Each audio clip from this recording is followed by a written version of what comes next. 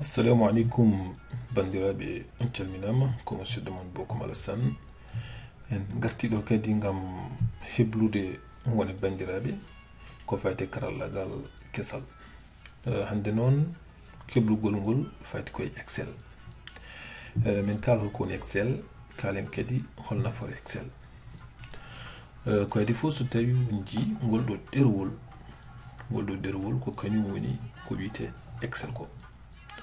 Excel ko kutorgal ngal société goto biteɗo Microsoft ko kañum tafi ɗum. Kutorgal ngal noon tafete koye nder logiciel goɗɗo ene wiye logiciel baɗɗo logiciel aji kewɗi ene wiye Microsoft Office. Enen mbiyata ko wayno Word en PowerPoint kanƴi fof gondi. Donc kala coɗɗo ordinateur ene heewi sodorde logiciel o. Ko Excel no tokko e mbiyata ni ko tableur, eɗen mbawi wiide ko hatumer. Ko hatumer wallode ene walla men kadi tafde katume goɗɗe. Eɗen mbawi tafde hen katume kewɗe. E nder katume ɗe eɗen mbawi wadde hen calcul aji, eɗen mbawi wadde hen bindi, eɗen mbawi wadde hen image uji, eɗen mbawi wadde hen dessin ji goɗɗi kewɗi. Donc ko ɗum woni Excel.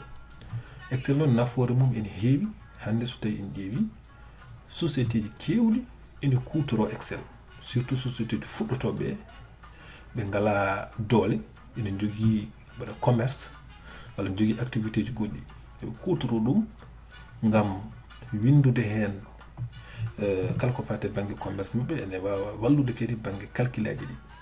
Tawa ɗum ene waɗa calcul aji mathématique, ene waɗa calcul aji logique, ene waɗa calcul aji kewɗi. Donc ngam kadi kala waɗoɓe ko fate comptabilité banggue faggudu walla ko fate banggue finance, ene moƴƴi andude ɗumen oɗon logiciel. Ko ɗum waɗimi wiide wadde ɗum e Pulaar ene wawi nafde, saabu ɗum so tawi aɗa fama français walla on ko pamata e ordinateur, an hoorema aɗa wawi hutora ɗum gam gerde kala ko fate commerce ma walla activité ji entreprise ma. Donc ko ɗum woni présentation men dokketen e Excel. Donc eɗen mbawi joni famminde yimɓeɓe ɗerewol ngol ɗo holno mbawirten hutorade ɗum. Ɓayde mbiɗen ko way kono hatumere walla en mbawi wadde hen katume kewɗe woni tableau. So mbi tableau ene waɗi gorol, ene waɗi ciifi. Ɗo en naggat wonde gorol kañum woni colonne, ciifol kañum woni ligne. Donc holko woni colonne ko ɗum. Colonne fof noon so tawi en ƴeewi ene waɗi numéro mum. O ko colonne A, o ko colonne B, o ko colonne C, o ko colonne D ha colonne N. Tawi en ƴeewi ciifi ɗi noon woni ligne uji ɗi, numéro uji mumen ko limoje. Wayno 1 woni goo, o ko limol ɗiɗoɓo, o ko limol tatoɓo, o ko limol nayoɓo. So tawi en jiiɗi andude suudu, ɓaade mbiɗen ko hatumere eɗen gandi kalto ligne e colonne kawri, ɗum ɗon ko cellule, eɗen mbawi ɗum suudu. Donc e nder nduɗo suudu, so tawi nduɗo suudu eɗen mbiya ɗum A1. A1 ko inde colonne o, e no wiyete ligne o. A1 ko inde ligne o. Donc so tawi en ƴeewi kadi ɗo oɗo B, inde gorol ngol ko B, e inde ligne o ko 1. Donc eɗen mbawi wiide ɗum B1.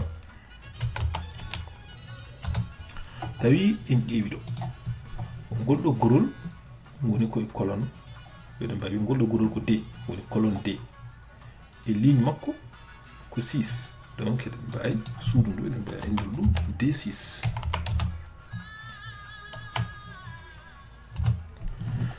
Pourquoi eɗen indira ɗum ɗeɗo inde? Ene waɗi fayida no feewi nde wanno calcul aji batteɗi e cellule aji ɗi kutorgol ngal hutorto ko ɗeɗo inde ligne o e inde colonne o, so yiɗi wadde calcul aji makko. Donc ene moƴƴi andude oɗon notion. Bon, so ɗum ɓenni eɗen mbawi artude e colonne aji ɗi. Eɗen jogui ko ɗum woni colonne. Eɗen gandi colonne eɗen mbawi ɓeydude ɗum, eɗen mbawi ustude ɗum. so tawi on jiiɗi ustude walla ɓeydude oɗo colonne on garat ha ɗo to numéro ɗi kawruɗo woni hakkude numéro ɗi mon ji ha jiyon galladi burgal ɗi jalta clique on pooɗone mon on ji mi ɓeydi mawninde ngol ɗo gorol oɗo colonne comme kadi mbiɗa wawi ustude ɗum kilɗo mi usta no bellirami ji mi usti ɗum oɗon teskiti so tawi on ussi colonne o colonnaji wonde cellulaji cuuɗi gonɗi e oɗon colonne fof ustoto eyyi ɗum kam ko normal voilà yaw toni eɗen mbawi wattudemo no wonirno ni so tawi en payi liinuji ɗi goɗo cifol walla mbiyen gorol lelugol ngol eɗen mbawi wadde ustude ɗum kadi eɗen mbawi kadi ɓeydude ɗum no ɓeydirɗen colonnaji ɗi ni principe o ko goto garat ha ɗo hanji on galladi burgal ɗi clique on hen pooɗon wonji joni mi ɓeydi ligne o joni ƴeewen ko fati so tawi en bindi e colonne o holno bindirten e ɗiɗo cuuɗi ɗi e holno mbaylirten bindi gonɗi e cuuɗi ɗi donc so tawi en omti de fait cliquede e suudu ndu ɗum woni wadde sélectionné suudu so tawi on cliquei e colonne o no cliquirmi ɗo ni ɗum woni wadde sélectionné colonne so tawi on cliquei e gorol ngol woni clique de gorol ngol fof ko arde ha to gorol ngol fuɗɗi ɗo clique on hen ha joni oɗo flèche ɓalejo clique on ɗum firti ko on sélectionné ligne o fof eyi donc ɗo joni ko mbammi ko sélectionné cellule A1 ndi o windana mon dow men A1 donc son clique hen firti koɗo mbawi windude hen donc ƴeewi mi windi hen Samba joni mi teskirima bindol ngol no ɓurti miɗo wawi ɓeydude colonne o eyyi donc mi windi hen Samba e oɗo colonne eɗen mbawi waylude bindol ngol eɗen mbawi changer couleur o eɗen mbawi waddemo hakkude eɗen mbawi waddemo dow eɗen mbawi waddemo less ɗum so jiiɗi wadde ɗum holko kutortoɗen ɗum noon eɗen mbawi arde ɗo eɗen mbawi ƴewde ko woni ɗo ko ɗum ko accueil ɗum ko insertion ɗum ko mise en page ɗum ko formule ɗum ko donné e gueɗe goɗɗe ɗe gueɗe foof ene nafa enen noon hannde kutortoɗen ko wiyete accueil ko ɗo sen clique accueil eɗen jiiya ɗeɗo gueɗe foof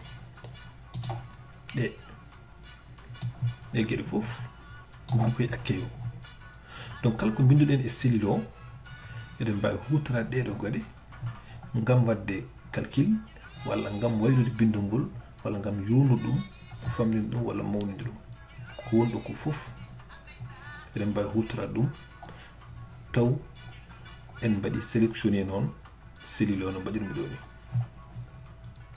eɗen mbawi rokkude yeeru no bindirmi ɗo soit no bindirmi ɗo joni Samba ni mi sélectionné cellule o mbiɗa yiɗi waylude bindol ngol ko ɗon garami on jiiɗo kala mo clique mi hen o waylat bindol ngol somi clique oɗo on ji wayli mbaydi bindol ngol somi clique oɗo o wayli mbaydi bindol ngol oɗon ji bindol ngol wonani wano o wayli ɗum mbiɗa wawi kadi suɓade kadi goɗɗo ɗo joni o wayli mbaydi bindol ngol eyyi nden mbawi suɓade ɓurɗo famɗude seeɗa oɗon teskiti ɗo joni en cuɓima calibri eɗen jiiɗi ɓeydude bindol ngol donc garten ko ɗo to winda 14 ɗo eɗen mbawi wattu ɗum 10 en jii bindol ngol famɗi eɗen mbawi wattu ɗum kadi 12 o ɓeydima seeɗa eɗen mbawi hutorade oɗo a mawɗo gonɗo ɗo o ngam ɓeydude ɗum ɓeydude walla artuksel ngel ngam ustude nani oɗon mbawi hutorade ɗeɗo gueɗe ɗo joni bindol ngol woni ko hakkude on ji firti ko aligné au centre eɗen mbawi wadde ɗum less hay bindol ngol fayi less ɗum ko ɗo mbami cliquer eɗen mbawi wadde bindol ngol dow woni nawɗu ɗum en haut somi cliquer ɗo joni bindol ngol fayi dow joni mbatten ɗum less so tawi on teskitima ɗo joni bindol ngol woni ko bange nano ɗo ɓengi ngol woni ko bange nano e suudu ndu eɗen mbawi wadde ɗum hakkude eɗen mbawi wadde ɗum bange ñaamo so jiiɗi wadde ɗum hakkude ko ɗo ngol ara bange ñaamo no hakkude taw ko bange ñaamo kilken ɗo o ara bange ñaamo donc on paami so tawi en kilike accueil oɗo ɗeɗo gueɗe foof oɗon mbawi hutorade ɗumen ngam waylude bindol ngol donc ɗum ɗo so tawi oɗon jogui notion kala ko faati e word walla mise en page ko gotum donc ɗum ɗo ɗo vidéo ɗen kanna ɗo ko ngam hokkude mon tan andinde holko woni Excel so Allah jaaɓi vidéo garawo o min puɗɗo windude e cellule aji ɗi min mbaɗa hen kadi andude holno mbatten mise en page e cellule aji ɗi kadi so Allah jaaɓi min mbaɗ kala ko fate calcul aji en e gueɗe mbaɗe noon ɗum ɗon on calminama merci